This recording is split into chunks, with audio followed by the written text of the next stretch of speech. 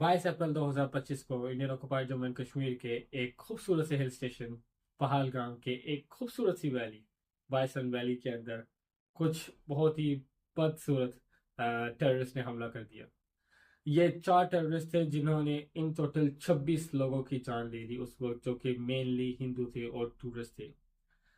अब इधर बताना जरूरी है कि वो मेनली हिंदू थे, क्योंकि कुछ आई विटनेसेस ने इस चीज को क्लेम किया है कि उनको मारने से पहले उनसे उनका मजहब भी पूछा गया और उनसे उनको कोई कुरान पाक की आयत भी पढ़ने को कही गई। अब इससे आपको एक बात तो समझ आ गई होगी कि इसके अंदर मुसलमानों को बदनाम करने की पूरी कोशिश की गई है।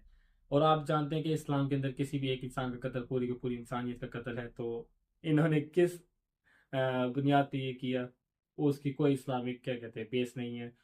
ये 4 टेररिस्ट थे जिन्होंने बंदूकों से हमला किया। और ये बताना ज़रूरी है कि ये जो वैली है बाइसन वैली, इसके ऊपर जाने के लिए कोई भी इंफ्रास्ट्रक्चर नहीं है, रोड्स का इंफ्रास्ट्रक्चर नहीं है। तो अगर आपको इस वैली के अंदर जाना है, जो कि एक बहुत फेमस टूरिस्ट डेस्टिनेशन है, तो आपको या तो पैदल चल के जाना पड़ेगा, तो आपको घोड़े पे जाना पड़ेगा, जिसकी वजह से रेस्क्यू रिस्पॉन्स थोड़ा सा डिले था और ये टेररिस्ट उधर से भाग गए थे। इस अटैक के एक ही दिन बाद 23 अप्रैल 2025 को TRF द रेसिस्टेंस फ्रंट, जो कि अकॉर्डिंग टू इंडिया एक टेररिस्ट ऑर्गेनाइजेशन है, उन्होंने इसकी जिम्मेदारी ले ली। TRF फॉर्म हुई थी 2019 के अंदर, जब इंडिया ने आर्टिकल 370 को अ, अपनी कॉन्स्टिट्यूशन से हटा दिया था। और इनका असल मकसद था कश्मीर के डेमोग्राफिक्स को बदलने से रोकना। इनका क्लेम था कि इंडिया इंडियन गवर्नमेंट चाहती है कि बहुत ज़्यादा हिंदूज और non Kashmiris Indian occupied Jammu and Kashmir के अंदर आ जाएं, आके सेटल हो जाए, जिसकी वजह से फिर इसके डेमोग्राफिक्स बदल जाए। तो ये TRF इसीलिए फॉर्म हुई थी। और TRF कहते हैं कि हमारा कोई भी दहशतगर्दी से लेना देना नहीं, पर इंडिया ने बार बार इनके ऊपर टेररिस्ट अटैक्स को डाला है और इन्होंने कुछ क्लेम भी किए हैं terrorist attack in the past. और ये 23 अप्रैल वाला भी इन्होंने क्लेम किया। अभी तक मैंने इसलिए बोला कि बाद में जाके एक हियत बदलने वाली है थोड़ी सी। इसके एक दिन बाद इंडिया के अंदर नेशनल सिक्योरिटी कमेटी के अंदर इंडिया ने इस चीज़ को एक्सेप्ट किया कि इन लोगों का एक ये सिक्योरिटी फेलियर था। अब जैसे कि आप जानते हैं, किसी भी मुल्क के अंदर जब कोई ना कोई फेलियर होता है, खासतौर पर इस मैग्नीट्यूड का कि जिसके अंदर लोगों की जान जाए, इतने ज़्यादा लोगों की जान जाए, तो फिर अकाउंटेबिलिटी बनती है। कुछ ऑफिसर्स की अकाउंटेबिलिटी बनती है, कुछ रेजिग्नेशन डिमांड करती है पब्लिक, बहुत सी चीज़ें होती हैं। पर इधर ऐसा कुछ भी नहीं हुआ, क्योंकि हर बार की तरह इंडिया ने ये पूरा का पूरा इसका पूरा इल्ज़ाम था वो पाकिस्तान के ऊपर लगा दिया। पाकिस्तान के ऊपर इल्ज़ाम लगाना अकाउंटेबिलिटी से बचने का सबसे आसान तरीका है, क्योंकि जब पाकिस्तान बीच में इन्वॉल्व हो जाता है, तो फिर नेशनल सेंटिमेंट्स पाकिस्तान के खिलाफ इतने ज़्यादा हाई हो जाते हैं कि लोग फिर अकाउंटेबिलिटी को पूछते भी नहीं, और पूरी पूरी उनकी जो अटेंशन है वो पाकिस्तान के ऊपर शिफ्ट हो जाती है और पूरा का पूरा हेट्रेड पाकिस्तान के अगेंस्ट निकल आता है। इस अटैक के अंदर भी ऐसा ही हुआ। और इन्होंने ये कैसे किया? अब जाहिर सी बात है, इन्होंने कुछ ना कुछ तो बनाना था।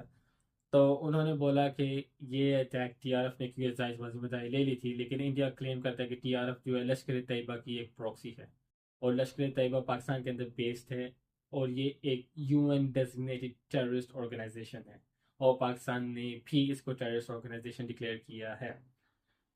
लेकिन इधर जो बात बताना ज़रूरी है वो ये है कि 2019 के अंदर पाकिस्तानी ऑफिशियल्स ने ये क्लेम किया था, हाफिज से जब पकड़ा जा चुका था, जो कि लश्कर तैयबा का बानी है, जिसने लश्कर तैयबा को बनाया, कि लश्कर तैयबा अब ऑपरेट नहीं कर रही कंट्री के अंदर। और पाकिस्तान ने बार बार इसको क्या कहते हैं, लश्कर तैयबा से किसी भी किस्म के एसोसिएशन को डिनाई किया, बल्कि पाकिस्तान ने तो इसको एक टेररिस्ट ऑर्गेनाइजेशन भी डिक्लेयर किया था। हालांकि इंडियन गवर्नमेंट बार बार कहती रही कि पाकिस्तानी गवर्नमेंट इसको स्पॉन्सर करती है, पर इसके पीछे कोई सबूत नहीं है। पर पाकिस्तान ने एक अच्छा जेस्चर दिखाते हुए एक न्यूट्रल इन्वेस्टिगेशन के लिए भी कहा, जिसको इंडिया ने रिजेक्ट कर दिया। अब इससे आपको इंडिया की नीयत पता चल सकती है।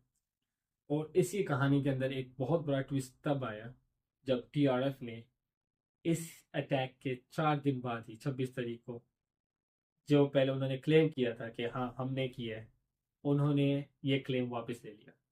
उन्होंने कहा कि ये अनऑथराइज्ड कम्युनिकेशन थी। अब इसमें कितनी सदाकत है कितनी नहीं, ये तो नहीं मैं जान सकता। अलबत्ता ये ज़रूर है कि TRF ने इसकी जिम्मेदारी लेने से बाद में इनकार भी कर दिया।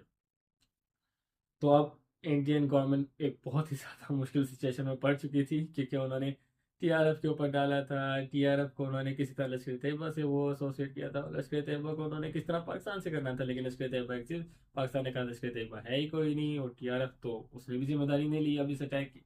तो इंडियन गवर्नमेंट के पास कोई सबूत नहीं था, पर क्योंकि एक नेशनल सेंटिमेंट्स बहुत ज्यादा हाई हो गए थे, तो फिर पाकिस्तान के ऊपर था, तो फिर आसान टारगेट है ना पाकिस्तान तो इंडिया के लिए। तो वो तो हो गया। और इसके रिटेलिएशन के अंदर इंडिया ने क्या किया? इसके रिटेलिएशन के अंदर इंडिया ने सबसे पहले तो पाकिस्तान से हर किस्म की ट्रेड को रोक दिया। हर किस्म की ट्रेड को रोक दिया, जो कि पहले ही बहुत कम थी, बट रोक दिया। इंडिया के अंदर पाकिस्तान के जितने भी नेशनल्स थे उन सब का वीज़ा को रिजेक्ट कर दिया।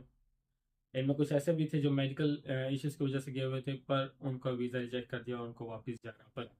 उसके साथ साथ इंडिया ने जो सबसे बड़ा जो उनका मेशर था वो था इंडस वाटर ट्रीटी को सस्पेंड करना। अब इंडस वाटर ट्रीटी एक बहुत ही बड़ा टॉपिक है इन इटसेल्फ। उसके बारे में तो मैं अगर आपको बताऊंगा तो बहुत ज़्यादा देर लग जाएगी, बट अगर सिंपल अल्फाज में समझाया जाए तो इंडिया से पाकिस्तान की तरफ 6 नदियां आती हैं, और उनका एक दोनों मुल्कों ने आपस में डिवाइड किया हुआ है। 3 नदियां इंडिया के अंदर रहेंगी जो कि नीचे वाली, और 3 नदियां ऊपर वाली हैं जो कि पाकिस्तान की तरफ आएंगी। और इंडस वाटर ट्रीटी को कैंसिल करने का मतलब है कि इंडिया ने कहा है कि हम उस ट्रीटी को नहीं मानते, और अगर वो उस ट्रीटी को नहीं मानते तो इसका मतलब वो जो ऊपर वाली 3 है उसको भी वो किसी भी तरह यूटिलाइज कर सकते हैं, जिससे पाकिस्तान का एक बहुत ही ज़्यादा हैवी नुकसान होगा, कि पाकिस्तानी फार्मर्स इनके ऊपर बहुत ज़्यादा रिलाई करते हैं। तो ये उनका सबसे बड़ा मैसेज था अब तक का। क्योंकि इसके बाद उन्होंने एक और चीज़ एक्सेप्ट की जो कि कोई भी किसी भी डेमोक्रेटिक कंट्री से एक्सपेक्ट नहीं करेगा। इससे इससे बड़ा तो नहीं था, लेकिन उन्होंने तो शायद इससे बड़ा ही समझा। उन्होंने पाकिस्तानी जितने भी नेशनल्स थे उनके सोशल मीडिया अकाउंट्स भी बैन कर दिए। अब ये अकाउंट्स अगर तो सिर्फ और सिर्फ पॉलिटिशियंस के होते तो समझ आती है, पर इंडिया ने एक्टर्स के, सिंगर्स के और क्रिकेटर्स के अकाउंट्स को भी ब्लॉक कर दिया इंडिया के अंदर। अब सोचने वाली बात यह है कि बाबर आजम ने या रिजवान ने इंडिया का क्या ही बिगाड़ा होगा, वो कौन से एंटी इंडियन होंगे, क्योंकि एंटी इंडियन रिटोरिक के ऊपर इन लोग को बैन कर दिया। उन लोग की तो इंडिया के खिलाफ से वो एक 152-0 एक वो ही है, वो उसके अलावा तो उन्होंने इंडिया को और कोई नुकसान नहीं पहुंचाया। हाँ, अलबत्ता शहीन की बात करते तो शायद समझ आती है, because they can't play him. खैर वो सब तो एक तरफ, पर उन्होंने सिंगर्स जैसे कि आतिफ असलम जो बहुत बार इंडिया भी जा चुका और इंडिया को बहुत ज़्यादा एक रिस्पेक्ट भी देता है, उसका अकाउंट को भी ब्लॉक कर दिया। तो इस बात से आपको ये बात समझ आ जानी चाहिए कि ये सिर्फ पूरा पाकिस्तान को एक तरह से ब्लॉक करना चाहते थे इंडिया के अंदर, और उन्होंने कर भी दिया। और ट्विटर ने खुद ने ये चीज़ कंफर्म की कि ये बाकी तो सारे प्लेटफॉर्म से की है, ट्विटर के ऊपर तो 8,000 पाकिस्तानी अकाउंट्स को ब्लॉक करने की इंडिया ने रिक्वेस्ट की ट्विटर के अंदर, तो वो जाहिर सी बात है वो भी उन्होंने कर दिए होंगे, क्योंकि उनको माननी पड़ती गवर्नमेंट के ऑर्डर्स। उनको ये चीज़ अच्छी नहीं लगी, लेकिन हु केयर्स। तो दिस इज नॉट समथिंग क्या कहते हैं जो आप एक डेमोक्रेटिक कंट्री से एक्सपेक्ट करते हैं, पर ये आपको पता चलेगा इन्होंने क्यों किया, कि बाद में इसका बहुत ज़्यादा बेनिफिट होगा उनको। पाकिस्तान ने भी जितने भी क्या कहते हैं इंडिया के एक्शन उनको रेस्प्रोकेट किया। इंडिया ने अपना जो डिप्लोमेटिक मिशन है पाकिस्तान के अंदर उसको भी डाउन साइज कर दिया, और उसके साथ साथ पाकिस्तान जो हाई कमीशन है इंडिया के अंदर उसको भी डाउन साइज करने का कहा। ये सब उन्होंने किया। पाकिस्तान ने भी इन सबको रेस्प्रोकेट किया, लेकिन पाकिस्तान ने इंडस ट्रीटी को तो सस्पेंड नहीं किया। पाकिस्तान ने एक शिमला एग्रीमेंट थी उसको सस्पेंड किया, जो कि एक पीस ट्रीटी थी। बस ये टिट फॉर टैट रिएक्शन था, इसके अंदर शिमला ट्रीटी को इतनी सिग्निफिकेंस नहीं थी जितनी इंडस वाटर ट्रीटी की है। और उसके साथ साथ पाकिस्तान ने सोशल मीडिया अकाउंट्स को ब्लॉक नहीं किया। इतना अल्हम्दुलिल्लाह हम लोगों ने नहीं किया, क्योंकि पाकिस्तान ने एक और चीज़ जो एक्स्ट्रा की, पाकिस्तान ने अपनी एयर स्पेस भी बंद कर दी इंडिया के लिए। और इससे इंडिया को बहुत ज़्यादा नुकसान हुआ, क्योंकि इंडियन जितनी भी फ्लाइट्स हैं सब ने खासतौर पर जितने भी यूरोप की तरफ जाती थी, या सेंट्रल एशिया की तरफ जाती हैं, या यूएस की तरफ जाती हैं, उन सबको पाकिस्तान के एयर स्पेस को यूज़ करना पड़ता है। इवन कि गल्फ के अंदर जाने के लिए इंडियन फ्लाइट्स को पाकिस्तानी एयर स्पेस को यूज़ करती थी, पर अब वो नहीं करेंगे। इससे इंडिया को बहुत ज़्यादा नुकसान हुआ, और ये सबसे बड़ा मैशर था पाकिस्तान का। पाकिस्तान को भी इससे नुकसान होगा, क्योंकि जितने भी फ्लैट्स एयर स्पेस को यूज़ करते हैं उनसे पाकिस्तान पैसे लेता है, लेकिन अब वो पैसे नहीं मिलेंगे तो नुकसान होगा, पर इंडिया को इससे बहुत ज़्यादा नुकसान होगा। इंडिया ने भी यही रेसिप्रोकेट किया, जैसे मैंने आपको बोला दोनों साइड एक दूसरे को रेसिप्रोकेट कर रही थी। सो आए क्या कहते हैं ब्लॉक के, ये सिर्फ इंडिया ने किया। खैर किसी वक्त से शायद मुझे भी ब्लॉक कर दे इस वीडियो के बाद, अगर इस वीडियो के व्यूज़ आ गए, तो मैं एक्सपेक्ट तो नहीं कर रहा व्यूज़ आना, लेकिन आ गए तो मुझे भी शायद ब्लॉक कर दे। तो अगर बात यहाँ तक रुकती तो टेंशन कोई नहीं थी। ये तो एक नॉर्मल सी चीज़ें जो कि हमेशा से होती हैं, इनके बीच में जब भी कोई भी अटैक होता है ये सब चीज़ हो जाती है। पर क्योंकि पाकिस्तान के खिलाफ नफरत बहुत ज़्यादा फैल चुकी थी इस वक्त इंडिया के अंदर, और गवर्नमेंट इधर तक तो रुक नहीं सकती थी, उनको कुछ और एक्शंस लेने थे। तो फिर वही हुआ जिसका सदर था 7 मई 2025 को इंडिया ने ऑफिशियली पाकिस्तान के ऊपर स्ट्राइक्स लॉन्च कर दी। इंडिया ने अपने ही एयर स्पेस के अंदर फाइटर जेट से अपने ही एयर स्पेस के अंदर से स्ट्राइक्स को लॉन्च किया और पाकिस्तानी एयर स्पेस के अंदर नहीं आए। और इंडिया ने इन टोटल 9 साइट्स को अटैक किया, जो कि इंडिया ने क्लेम किया कि सारी की सारी टेररिस्ट कैंप्स थे। पर पाकिस्तान ने ना तो सिर्फ इसको डिनाई किया, बल्कि बाद में इसकी वीडियोस भी, मीडिया एविडेंसेस भी आए कि बहुत ज़्यादा साइट्स जिनके ऊपर हमला किया वो मस्जिदें थी। तो मस्जिदें भी शामिल थी इसके अंदर, और जो मरे उनके अंदर बच्चे और औरतें भी शामिल थी। अब जब क्या कहते हैं इंडिया ने अटैक किया, तब तो इंडिया ने कहा था कि बहुत ही प्रिसाइज और कैलकुलेटेड अटैक्स हैं, पर इसके अंदर बच्चे और औरतें भी मारे गए, जो मस्जिद के ऊपर अटैक हुआ था। और इंडिया ने ये जो बातें की है, तो एक दूसरा भी हम लोगों ने कहीं पर सुनी, और आप जानते हैं कहाँ पर सुनी हम लोगों ने, ये वही था। पर इस चीज़ का जो बुरा लगा वो ये लगा कि एक पर्टिकुलर कम्युनिटी है जिनसे ये एक्सपेक्ट नहीं था, लेकिन उन्होंने इसको बहुत ज़्यादा सेलिब्रेट किया, जानते हुए कि प्लेसेस ऑफ वर्शिप के ऊपर भी अटैक हुआ है। पर कोई बात नहीं, उन्होंने तो क्या कहते हैं पाकिस्तान के ऊपर अटैक किया, तो उनको तो रिस्पॉन्स मिल गया। अल्लाह करे कि वो तुम लोग के ऊपर ना करें, लेकिन जब तुम लोग एक बार जस्टिफाई कर देते हो प्लेसेस ऑफ वर्शिप को अटैक करना, क्या कहते हैं, मिलिट्री टेररिस्ट कैंप्स के नाम पे, तो फिर ये बात रुकती नहीं है। पर अल्लाह करे ये ऐसा कभी ना हो फिर। लेकिन जो इसका हमें एक रिएक्शन मिला वो ये था कि शायद जब इंडियन जितने भी सेलिब्रिटीज या इन्फ्लुएंसर्स थे, उन सब ने इसको सेलिब्रेट किया। हालांकि जब पहलगाम इंसिडेंट हुआ था, जो कि टेररिस्ट क्या कहते हैं इंसिडेंट था, सब के सब जितने भी पाकिस्तानी क्या कहते हैं लीडरशिप से लेके जितने भी इन्फ्लुएंस सेलिब्रिटी, सब ने उनको कंडेम किया था, क्योंकि उसको कंडेम करना बनता था, एक टेररिस्ट अटैक है। पर इंडिया ने जब अटैक किया तो सब के सब उनके सेलिब्रिटीज और इन्फ्लुएंसर्स ने उसको अप्रिशिएट किया। हालांकि ये किया तो आर्मी ने है, पर अटैक मस्जिद पे हुआ है, शहीद बच्चे और औरतें भी हुई हैं। शायद यही टू नेशन थ्योरी है जो मोहम्मद अली जिन्ना कहा करते थे अमेरिका जैसा। पर खैर किस्सा मुक्त है। इस अटैक के बाद फिर पाकिस्तान ने अपने भी जहाज हवा में उड़ा दिए, इंडियन जहाज भी थे, और टोटल 125 जहाज़ों ने, फाइटर जेट्स ने एक दूसरे का आमना सामना किया। और ये सारे के सारे फाइटर जेट सिर्फ अपनी की अपनी एयर स्पेस में थे। किसी भी फाइटर जेट ने, ना तो इंडियन फाइटर जेट को पाकिस्तान आ पाए, और ना ही पाकिस्तानी फाइटर जेट इंडिया गया। इन दोनों ने अपनी अपनी एयर स्पेस से एक दूसरे के ऊपर अटैक करना शुरू कर दिया, और एलओसी के ऊपर भी फायरिंग शुरू हो गई, जो कि एक्सपेक्टेड था। फाइटर जेट्स की जो जंग थी उसके अंदर पाकिस्तान क्लेम करता है कि हमने 5 इंडियन जेट्स को गिरा दिया। इंडिया भी इसी तरह क्लेम करता है कुछ, पर इंडिया इस चीज़ का कोई भी एविडेंस या प्रूफ लेकर नहीं आ पाया, और पाकिस्तान इसको डिनाई किया। और इंडिया ने कहा कि हमारा कोई फाइटर जेट नहीं गिरा, पर पाकिस्तान ने कहा कि हमने गिराए हैं। और जो सबसे ज़्यादा प्रायोरिटीली वो था राफेल जेट। पाकिस्तान ने क्लेम किया कि हमने राफेल जेट को भी गिराया। पाकिस्तान के इस क्लेम के बाद जितने भी इंटरनेशनल मीडिया थी इन्वेस्टिगेट किया, क्योंकि नॉर्मल जेट्स का गिरना तो एक अलग बात है, लेकिन जो राफेल जेट है वो 4.5 जनरेशन का जेट है फ्रांस का, जो कि बहुत ही खतरनाक किस्म वाला जेट है। 2019 के अंदर जब अभिनंदन को पकड़ा गया था, तब मोदी ने कहा था कि काश अगर हमारे पास आज राफेल होता तो ये ना होता। और ये जो अभी रिसेंटली इंडिया ने $7 बिलियन के फ्रांस से एक और एग्रीमेंट की है और राफेल जेट्स के लिए। तो ये एक बहुत ही पावरफुल जेट है। इसके गिरने से, जब पाकिस्तान इसके गिरने का क्लेम किया, तो हर तरफ ही इसके बारे में बातचीत होना शुरू हो गई। इंटरनेशनल मीडिया ने भी इसको बहुत कवर किया। फ्रेंच ऑफिशियल्स और 2 यूएस ऑफिशियल्स ने भी इस चीज़ को क्या कहते हैं वेरीफाई किया कि उनके पास सोर्सेज हैं, उनके पास इंफॉर्मेशन है कि राफेल जेट लाजिम गिरा है, एटलीस्ट एक तो गिरा है। अब 5 के 5 गिरे या नहीं गिरे वो तो एक बात की बात है, लेकिन अगर एक भी राफेल गिर गया तो ये बहुत बहुत बड़ा नुकसान था, क्योंकि ये एक जहाज $200 मिलियन से ऊपर का, और किसी ने एक्सपेक्ट नहीं किया था ये गिरेगा। और इंडिया ने तो कभी भी एक्सपेक्ट नहीं किया था कि ये जहाज गिरेगा, वो भी इतनी आसानी से। तो एक बहुत बहुत बड़ी अचीवमेंट थी पाकिस्तान की तरफ से। का एलओसी पे भी बहुत ज़्यादा फायरिंग हुई थी, और उसमें भी दोनों तरफ से नुकसान हुआ। अभी इंडिया ने बहुत ज़्यादा ड्रोन्स को भी लॉन्च किया पाकिस्तान की तरफ। और उन ड्रोन्स में से कुछ ड्रोन्स ने रावलपिंडी क्रिकेट स्टेडियम के करीब भी नुकसान पहुंचाया। अब बात यह है कि अगर तुम्हारा मसला टेररिस्ट से था तो रावलपिंडी क्रिकेट स्टेडियम में कौन से टेररिस्ट थे?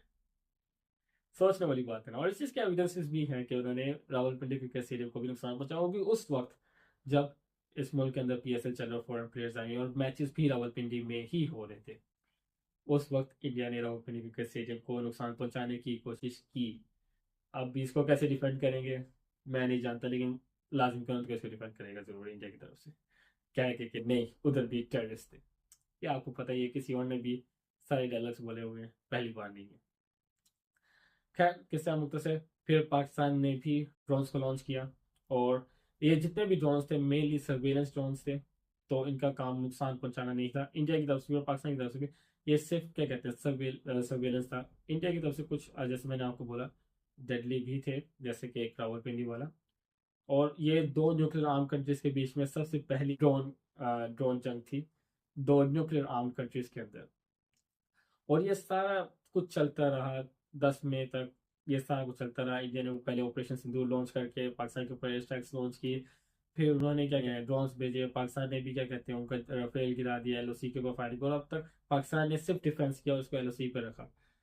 लेकिन इसके बाद इंडिया ने फिर पाकिस्तानी एयर बेसिस के ऊपर भी हमला कर दिया।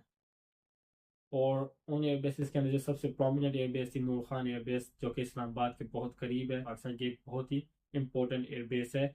इसके ऊपर इंडिया ने हमला कर दिया। पाकिस्तान ने क्लेम किया कि इसको हमने सब ड्रोन्स को इंटरसेप्ट किया है, सब मिसाइल्स को इंटरसेप्ट किया और कोई भी एयर बेस को हमें क्या कहते हैं नुकसान नहीं पहुंचा। और इंडिया ने क्लेम किया कि काफ़ी ज़्यादा हैवी नुकसान हुआ। और ये तो जाहिर सी बात उन्होंने करना था। और ये तो एक थी जंग, ये तो एक हमला था जो कि होना था और दोनों ने क्लेम करना था, क्या कहते हैं कि नुकसान नहीं हुआ। पर जो हुआ वो ये हुआ कि इसके बाद फिर मामले बहुत ज़्यादा बढ़ गए, क्योंकि पाकिस्तान जो अब तक सिर्फ और सिर्फ डिफेंड कर रहा था, अब वक्त आ गया था पाकिस्तान के अटैक करने का। तो पाकिस्तान ने भी फिर ऑपरेशन लॉन्च किया जिसका नाम था ऑपरेशन बुनियान मरसूस। ये कुरान पाक की 61 सूरह की चौथी आयत है। बुनियान मरसूस का मतलब है कि सीसा पिलाई दीवार। तो इसका कुछ ऐसे ही मकसद, ऐसे ही कुछ मतलब है, सीसा पिलाई दीवार जैसा। और ये ऑपरेशन लॉन्च किया पाकिस्तान ने सुबह फजर के वक्त। जैसे कि इंडिया ने पाकिस्तान की मिलिट्री पाकिस्तान के एयरबेसिस के ऊपर हमला किया, पाकिस्तान ने भी इंडिया की मिलिट्री इंस्टॉलेशन के ऊपर हमला किया। और पाकिस्तान ने 20 से ज़्यादा मिलिट्री साइट्स के ऊपर हमला किया था। पाकिस्तान ने कोई भी सिविलियन के ऊपर हमला नहीं किया, कभी प्लेस ऑफ वर्शिप के ऊपर हमला नहीं किया। सब के सब मिलिट्री साइट्स के ऊपर हमला किया और इसकी एक लिस्ट भी दी और इंटरनेशनल मीडिया को भी ब्रीफिंग दी कि हमने इस साइट के ऊपर इस जगह पे हमला किया है। अब कब तक ही रुक सकते थे, क्योंकि उन्होंने बहुत ज़्यादा ऑलरेडी वो कर ही जा रहे थे, पाकिस्तान कह ही जा रहा था कि रुक जाओ रुक जाओ रुक जाओ। नहीं माने तो हमला तो होना था। और ये इंडिया ने बिल्कुल भी एक्सपेक्ट नहीं किया था। और इस रिटेलिएशन ने सब कुछ ही बदल दिया, क्योंकि इसके बाद फिर कुछ ही घंटों के बाद सीज फायर का ऐलान हो गया। डोनाल्ड ट्रंप ने अपने ट्रुथ सोशल जो सोशल मीडिया प्लेटफॉर्म है उसके ऊपर अनाउंस किया कि इंडिया और पाकिस्तान ने full and immediate cease fire के लिए एक्सेप्ट कर लिया है। अब इसकी जो टाइमिंग है और जो कि क्या कहते हैं सारा कुछ सिनेरियो है, उससे तो ये काफ़ी क्लियर है कि इंडिया इस स्ट्राइक्स को एक्सेप्ट नहीं कर पाया। और उन्होंने इतनी बड़ी रिटेलिएशन को एक्सपेक्ट नहीं किया था। उनको लगा था कि बस उधर ख़त्म हो जाएगा। लेकिन जब इधर बात भर गई और पाकिस्तान का इतना मेजर रिस्पॉन्स मिला, तो फिर उन्होंने इस वार को आगे नहीं जाना अच्छा समझा, क्योंकि उनको बहुत ज़्यादा नुकसान हो सकता था उनके। लेकिन जैसा कि आपको पता है, इससे बचानी होती है, मिस इन्फॉर्मेशन फैलानी होती है। ये जंग सिर्फ दो सोल्जर्स, दो मिलिट्रीज के बीच में नहीं लड़ी गई। ये जंग पॉपुलेशन अवाम के ऊपर भी लड़ी गई, अवाम के बीच में भी लड़ी गई, जिस अवाम ने एक दूसरे को डिबंक किया और एक दूसरे के जो क्या कहते हैं झूठे क्लेम्स हैं उनको काउंटर किया।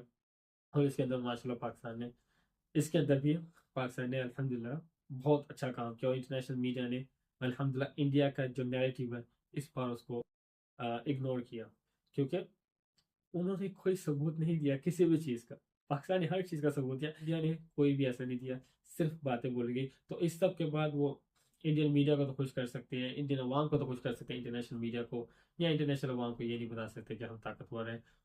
और शायद इसीलिए उन्होंने पाकिस्तान के अकाउंट्स ब्लॉक किए, क्योंकि उनको पता था कि उन्होंने मिस इन्फॉर्मेशन फैलानी है, प्रोपेगेंडास चलाने हैं, और अगर पाकिस्तानी अकाउंट्स बैन नहीं होंगे, ब्लॉक नहीं होंगे, तो प्रोपेगेंडा इतनी आसानी से नहीं चल पाएगा, और वैसे ही हुआ शायद। एक और चीज़ में जिसमें इंडिया को फ़ायदा हुआ है, और जो कि बहुत बड़ा फ़ायदा, और जिसकी तरफ से मुझे लग रहा है कि लोग की अटेंशन हट रही है, वो है इंडस वाटर ट्रीटी। इस सब जंग के अंदर, इस सब चीज़ों के अंदर लोग उसको भूल ही गए कि इंडिया ने अभी भी वो सस्पेंड किया हुआ है, और वो बहुत ज़्यादा ज़रूरी है। और अगर इंडिया उन तीन, दो के ऊपर ऑलरेडी उन्होंने डैम बनाए हैं, नदियों के ऊपर, इंडस के ऊपर भी बना दिया, और उन दोनों तीनों को पानी रोक दिया, तो पाकिस्तान को बहुत बहुत ज़्यादा नुकसान होगा। और ये वो कोई चीज़ है जिसके ऊपर पाकिस्तानी लोगों को अभी तक, क्या कहते हैं, इसको भूलना नहीं चाहिए, और इस टॉपिक को उठाना चाहिए कि एक बहुत बड़ा टॉपिक है। जंग तो खत्म हो गई, सीज फायर हो गया, दोनों कंट्रीज ने कह दिया कि हम लोग जीत गए। अब जीता कौन, ये तो आप जानते ही हैं। पर इंडस वाटर ट्रीटी अभी तक सस्पेंडेड है, और ये ट्रीटी बहुत ज़रूरी है पाकिस्तान के लिए। तो पाकिस्तान को चाहिए कि अभी भी इसके ऊपर आवाज़